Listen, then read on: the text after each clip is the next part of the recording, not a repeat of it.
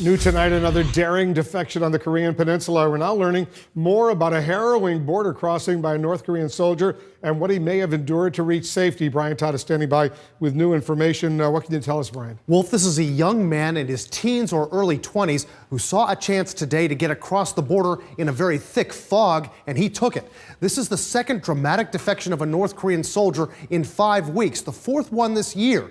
And it's raising serious questions tonight about the conditions inside Kim Jong-un's massive army. Unlike last month's dramatic escape, which was captured by surveillance cameras, today's run for freedom was shrouded by fog along a remote part of the heavily guarded border between North and South Korea. The North Korean soldier in his teens or early 20s took off on foot, looking to cross the demilitarized zone and defect to the south. He was tracked by fellow North Korean troops who were fended off by about 20 warning shots from South Korean units. A short time later, shots were heard from the North Korean side. They probably heard or saw movement. They thought it was the soldier, their soldier, and those were shots to kill. Those were shots to wound. These were not warning shots on the part of the North. The North doesn't do warning shots.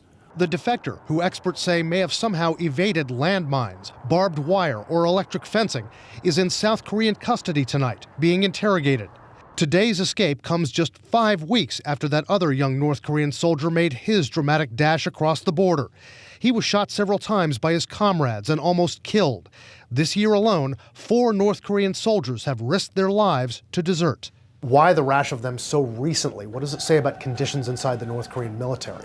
Limited opportunities for food and nourishment, the fact that they can't be with their families, all of this cumulative effect. And the only thing that ties them together is this love and devotion and the fact that Kim Jong-un, the Kim regime, is viewed as a deity.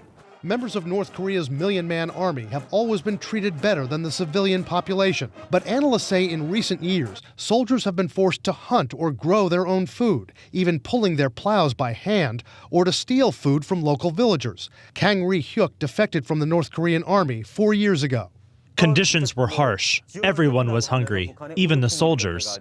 The UN is sending rice and fertilizer, and it all goes to the ranking officials. There are many soldiers who also die from disease because they're not given medical treatment. The soldier who defected last month was found to be severely malnourished. Tonight, human rights monitors are concerned that even though the soldier who defected today is now safe, his family may be in danger. They will most certainly be persecuted. First of all, they will be under extreme surveillance. They will be dragged in for questioning. If there's any indication that they knew that their family member was going to escape, they could be executed, sent to a political prison camp, but they will definitely suffer for this.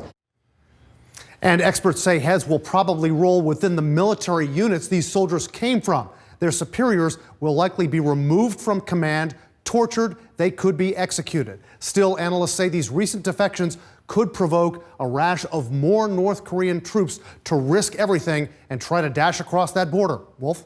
You know, Brian, the South Koreans have also actively tried to entice North Korean troops to come across. Could that have inspired this latest soldier to defect? Absolutely could have, Wolf. The South Korean Yonhap news agency reports that after that soldier defected last month, the South Koreans began broadcasting the news of his defection over loudspeakers to other North Korean soldiers just across the border. There's no doubt they heard it. It could have inspired this guy today.